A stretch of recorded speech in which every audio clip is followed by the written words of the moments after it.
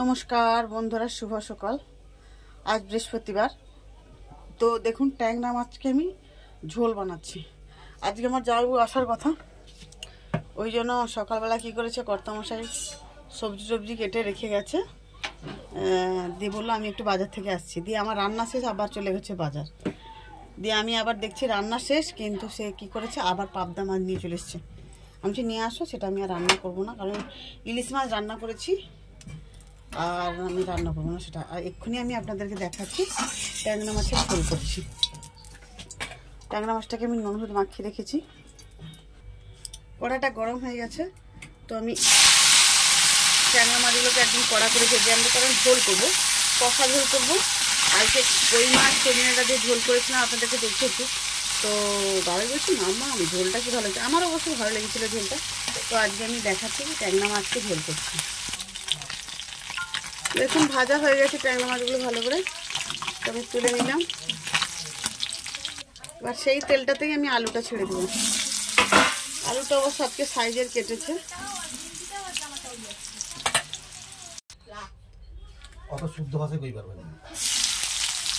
পেঁয়াজ দিয়ে দিলাম। হ্যাঁ, বাহ বাহ, আপনারা নিশ্চয়ই শুনতে পাচ্ছেন, একদম গান গাইছে। এদিকে বলছে পেঁয়াজটা খাবার মোড়া মোড়া হয়ে যেতে রসুনটা দিয়ে দিলাম। জ্বালানি একটু কমই দিই।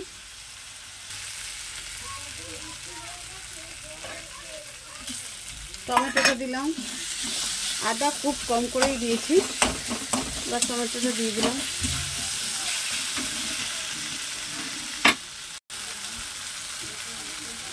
লঙ্কা গুঁড়ো দিলাম, কারণ এটা কষা কষা ঝোল করবো তো, ওই জন্য। হলুদ এখন দেবো না, হলুদ দিলে কড়াই বসে যায়।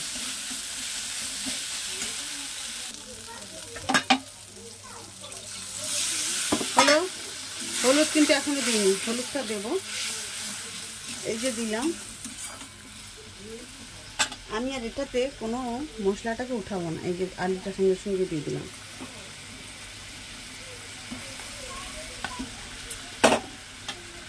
কারণ আলুটাকে কষাতে কষাতে মশলাটা কষা হবে। হলুদ এখনো দিইনি।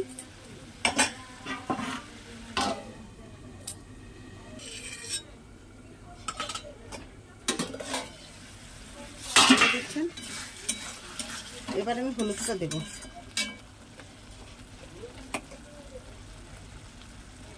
পরিমাণ মতো দেবেন, যার যেরকম প্রয়োজন।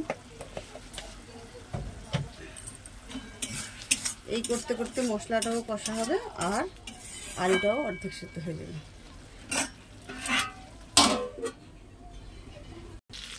এবার দেখুন কত সুন্দর কালারটা উঠেছে।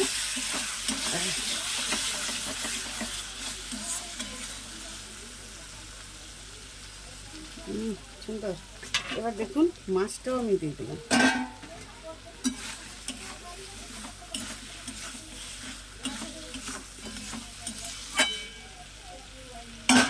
টাকা দিব।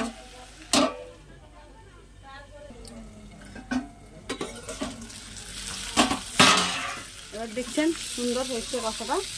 এবার আমি জলটা দিয়ে দিলাম, কারণ জলটা কমই দিলাম, কারণ কষা কষা হবে।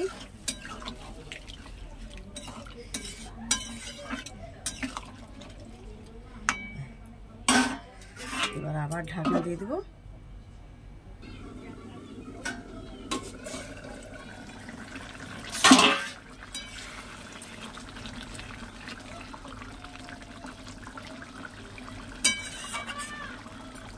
হয়ে গেছে ঝোলটা।